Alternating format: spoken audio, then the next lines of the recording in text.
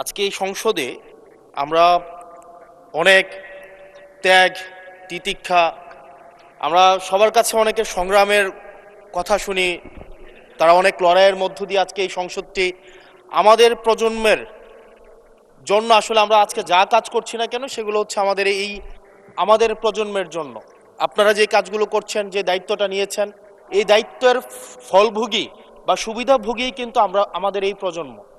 মাননীয় স্পিকার, আমরা খুব আশাহত হই যখন এই সংসদ এত রক্ত, এত লড়াই, এত ত্যাগের পরে আজকে যখন এই সংসদটি গঠিত হয়েছে, কিন্তু এই সংসদ আবার আগের যেই ভিশিয়াস সাইকেল, দোষারোপের যেই সাইকেল, একজন একজনকে বিভিন্ন ট্যাগিংয়ের যেই সাইকেল, মত দমনের নামে, বিরোধী মত দমনের নামে মামলার যেই সাইকেল, আমরা সেইখানে আবার চলে গিয়েছি।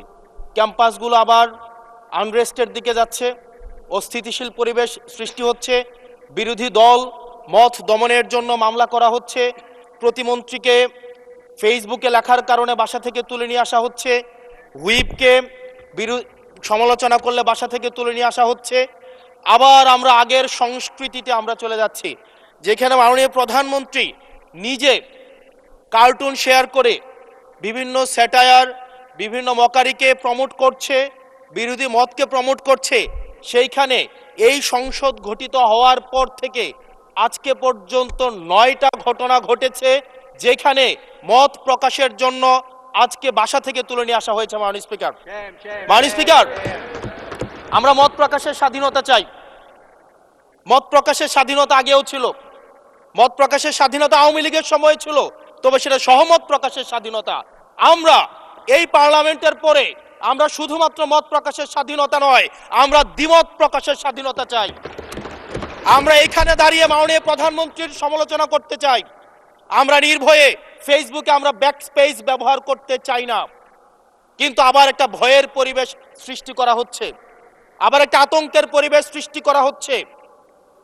আমরা দেখলাম সিলেক্টিভ এক ধরনের বিরোধিতার পরিবেশ তৈরি করা হচ্ছে।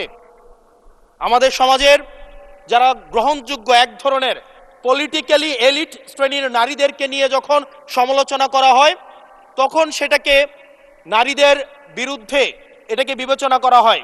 কিন্তু যারা পলিটিক্যালি পিছিয়ে পড়া জনগোষ্ঠী রয়েছে, গার্মেন্টস কর্মী রয়েছে, যারা হচ্ছে এই দেশের অর্থনীতির চাকাকে সচল করার জন্য রাত দিন পরিশ্রম করে যাচ্ছে, গ্রামগঞ্জের নারীরা, মায়েরা যারা রাত দিন পরিশ্রম করে যাচ্ছে, তাদেরকে যখন স্লাট শেম করা হয়, গালি দেওয়া হয়, সেটাকে আমরা নারী বিরোধিতা হিসাবে আমরা সেটাকে আমলে নেই না। এই ধরনের সিলেক্টিভ নারী বিরোধিতা করা, এই ধরনের সিলেক্টিভ নারী সমালোচনা করার যেই ধরনের প্রবণতা রয়েছে, সেই জায়গাগুলো থেকে মাননীয় স্পিকার আমাদেরকে বেরিয়ে আসতে হবে। মাননীয় স্পিকার, আজকে ক্যাম্পাসগুলোতে আবার এক ধরনের অস্থিতিশীলতা তৈরি করা হচ্ছে। আমি ইউনিভার্সিটি থেকে 2022 সালের অক্টোবরে ইউনিভার্সিটি থেকে এসেছি। আমাদের সময় গ্যাস্ট্রোম গণরুমের কালচার ছিল। আমাদের সময় একটা শিক্ষার্থী অনেক স্বপ্ন নিয়ে বিশ্ববিদ্যালয়গুলোতে যেত। আমরা সেখানে দেখেছি ক্ষমতাসীন দল কিভাবে বিশ্ববিদ্যালয়ের শিক্ষার্থীদের তাদেরকে পুঁজি করে তাদের ক্ষমতা কাঠামোকে দীর্ঘমেয়াদী করার জন্য সেখানে বাধ্যতামূলক সেখানে রাজনীতি করাতো। আজকে সেখানে বিশ্ববিদ্যালয়গুলোতে আবার গ্যাস্ট্রোম গণরুম কালচার চালু করার প্রয়াস শুরু হয়েছে। আবার সেইখানে বাধ্যতামূলক রাজনীতির কালচার শুরু করা হচ্ছে। আমরা দেখেছি ক্ষমতাসীন যারা রয়েছে তারা তাদের সন্তানদেরকে বিদেশে রেখে নিরাপদ ভবিষ্যৎ নিশ্চিত করে, আর মধ্যবিত্ত সন্তানরা যাদের বাবা মায়েরা কলকারখানায় কাজ করে, যাদের বাবারা রেমিটেন্স যোদ্ধা, যাদের বাবারা কষ্ট করে তাদের সন্তানদেরকে বিশ্ববিদ্যালয়ে পাঠায়, তাদের সন্তানদেরকে ক্ষমতালোভী রাজনীতিবিদরা তাদের সন্তানদেরকে ব্যবহার করে তাদের ক্যারিয়ারে ঝুঁকিতে ফেলে তাদের গদি বা পাটাতন শক্ত করার জন্য নিজের সন্তানের ভবিষ্যৎকে বিদেশে রেখে নিরাপদে রাখে, আর পরের সন্তানের ভবিষ্যৎকে নিয়ে ছিনিমিনি খেলে। মাননীয় স্পিকার, আমরা এই সংস্কৃতির পরিবর্তন চাই। আমরা চাই বিশ্ববিদ্যালয়গুলো শুধুমাত্র নেতা তৈরির হাতিয়ার হবে না। এই বিশ্ববিদ্যালয়গুলো গবেষণা, বিশ্ববিদ্যালয়গুলো পাঠচর্চা, বিশ্ববিদ্যালয়গুলো সেখানে এক ধরনের মনস্তাত্ত্বিক সমৃদ্ধি, এবং সেখানে হচ্ছে আমরা যেখানে গবেষণা হবে সেখানে আমরা বিশ্ববিদ্যালয়গুলো থেকে বুদ্ধিজীবী গবেষক আমরা হচ্ছে বাংলাদেশকে এবং জাতিকে উপহার দিতে পারবো। কিন্তু অত্যন্ত দুঃখজনক বিষয়, আজকে বিশ্ববিদ্যালয়গুলো শুধুমাত্র নেতা উৎপাদন করার এক ধরনের বিশেষ সার্কেলে পরিণত হয়েছে। মাননীয় স্পিকার, এই ৩৬ জুলাই এই তরুণ প্রজন্মকে কি দিয়েছে? বক্তব্যের শুরুতে অনেককে স্মরণ করে আমরা ৩৬ জুলাইয়ে, এই জুলাইতে যারা আহত হয়েছে, ১৭ বছর ধরে যারা নির্যাতিত নিপীড়িত হয়েছে, তাদেরকে স্মরণ করতে আমরা লজ্জা পাই। মাননীয় স্পিকার, তাদেরকে মুখ দেখানোর আমাদের জায়গা নাই, আমরা তাদেরকে কিছুই দিতে পারি নাই। আমরা একটা কাঠামোগত পরিবর্তনের জন্য আমরা আজকে এই সংস্কার, আমাদের কাঠামোগত পরিবর্তনের জন্য আজকে আপনাদের এই লড়াইটা ছিল, এই সামগ্রিক হাউজের লড়াই ছিল। আমি চ্যালেঞ্জ করে বলতে পারি, যদি 2009, 10, 11, 12, 13, 14 সালে আমি সংসদে বসে কিছুক্ষণ আগে আমি 2009 সাল পরবর্তী থেকে 12 সাল পর্যন্ত যেই সংসদের যে বিতর্কগুলো ছিল, আমি বিতর্কগুলো পড়ার চেষ্টা করছিলাম। মাননীয় স্পিকার, যদি আজকে এটা 2014 সালের সংসদ হতো, আর যে সংস্কার প্রস্তাবগুলো এই পাশ থেকে দেওয়া হয়েছে, ঐকমত্য কমিশন থেকে দেওয়া হয়েছে, এই সংসদের একজনকেও খুঁজে পাওয়া যেত না যে এই সংস্কারের বিরুদ্ধে অবস্থান নিত। আজকে মানবাধিকার কমিশনকে ল্যাপস করে দেওয়া হয়েছে।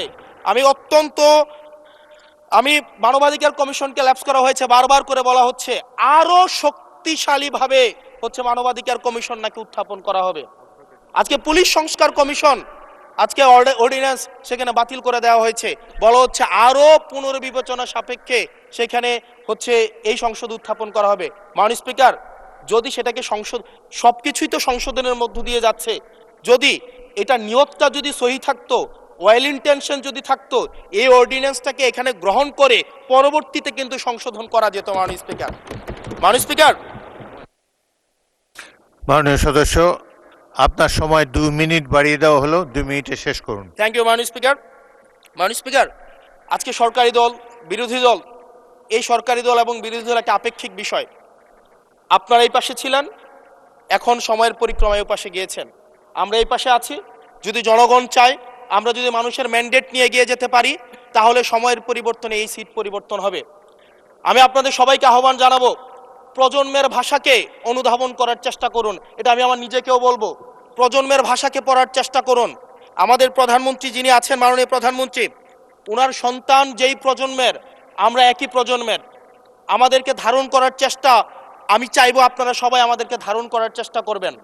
বিএনপির নয়, কেবল জামাতের নয়, কেবল এনসিপির নয়, বাংলাদেশের মানুষের স্বার্থ, বাংলাদেশের মানুষের আকাঙ্ক্ষা, বাংলাদেশের মানুষের স্বপ্ন বাস্তবায়ন যেন আমরা করতে পারি। মাননীয় স্পিকার, এই চেয়ার আমি অনুধাবন করতে পারছি জনগণ বিচ্ছিন্নতা তৈরি করে। এই সংসদে বসে, এসি রুমে বসে, এসি গাড়িতে চলে, মিনিস্ট্রির এসিতে বসে, বাসার মধ্যে 24/7 আনইন্টারাপ্টেড ইলেকট্রিসিটির মধ্যে থেকে জনগণের সমস্যা বোঝা যায় না। এই জন্য এই সংসদে যখন আমরা দাঁড়াই, আমরা জনগণের সমস্যা অনুধাবন করতে পারি না। আমরা এই সংসদে বসে যদি আমরা লোডশেডিংয়ে আমরা খুঁজি, এই সংসদে বসে লোডশেডিং পাওয়া যাবে না, এই সংসদে বসে জনগণের সমস্যা পাওয়া যাবে না, এই সংসদে বসে সবকিছুকেই, মাননীয় স্পিকার, আমরা যে এই বাংলাদেশের সবচেয়ে সুবিধাভোগী মানুষের মধ্যে এই সংসদে যারা বসে আছি, বাংলাদেশের সবচেয়ে ফেসিলিটেড মানুষের মধ্যে আমরা অন্যতম। মাননীয় স্পিকার, আমাদের জনগণের কাছে যেতে হবে, জনগণের আশাগুলোকে, সময়গুলোকে, স্বপ্নগুলোকে আমরা রাজনৈতিক ভাষার মধ্য দিয়ে, কর্মসূচির মধ্য দিয়ে সেগুলোকে বাস্তবায়নের জন্য আমাদের সবাইকে সমন্বিতভাবে, ঐক্যবদ্ধভাবে কাজ করার প্রয়াস আমাদেরকে থাকতে হবে। আবার যদি আমরা বিভাজনের রাজনীতিতে যাই, তাহলে সেখান থেকে বিএনপি বেনিফিটেড হবে না, এনসিপি বেনিফিটেড হবে না, জামাতে ইসলামী বেনিফিটেড হবে না, সেইখান থেকে বেনিফিটেড হবে আমরা জুলাইতে যাদেরকে আমরা পরাজিত করেছি, তারা বেনিফিটেড হবে। মাননীয় স্পিকার, ধন্যবাদ। ওকে, লাস্ট মিনিট। সেজন্য আজকে এই সংসদে আমাদের একটা ন্যাশনাল এগ্রিমেন্টের দিকে যেতে হবে। আমরা পলিসির জায়গায় আমাদের বিরোধিতা থাকবে, পলিসির জায়গায় আমরা এগ্রিমেন্টের মধ্যে থাকবো, কিন্তু আমাদের একটা রেড লাইন টানা উচিত। এই লাইনটা আমরা ক্রস করব না। আমরা যখন শুনতে পাই যে একটা রাজনৈতিক দলকে নির্মূল করার আহ্বান একটা সরকার দল থেকে আসে, সেই বাংলাদেশে আমরা মাননীয় স্পিকার ফিরতে চাই না। মাননীয় স্পিকার, আমরা এখানে আমরা কনস্ট্রাকটিভ ভাবে পলিসির জায়গা থেকে আমরা আর্গিউ করব, আমরা এগ্রি করব, আমরা ডিসএগ্রি করব, কিন্তু মাননীয় স্পিকার, নির্মূলের রাজনীতি, বিনাশের রাজনীতি, দমনের রাজনীতি, পীড়নের রাজনীতি যদি আমরা বাংলাদেশে আবার পরিচয় করাই, ইন্ট্রোডিউস করাই, সেইখান থেকে এই সংসদের কেউ বেনিফিটেড হবে না। বেনিফিটেড হবে আমাদের সবচেয়ে বেশি যারা আমাদের এই বাংলাদেশটাকে ঝুঁকির দিকে ঠেলে দিয়েছে, সেই অপশক্তি হচ্ছে মাননীয় স্পিকার বেনিফিটেড হবে। সেজন্য আমরা ঐক্যবদ্ধভাবে ধন্যবাদ। বাংলাদেশটাকে বিনির্মাণ করি।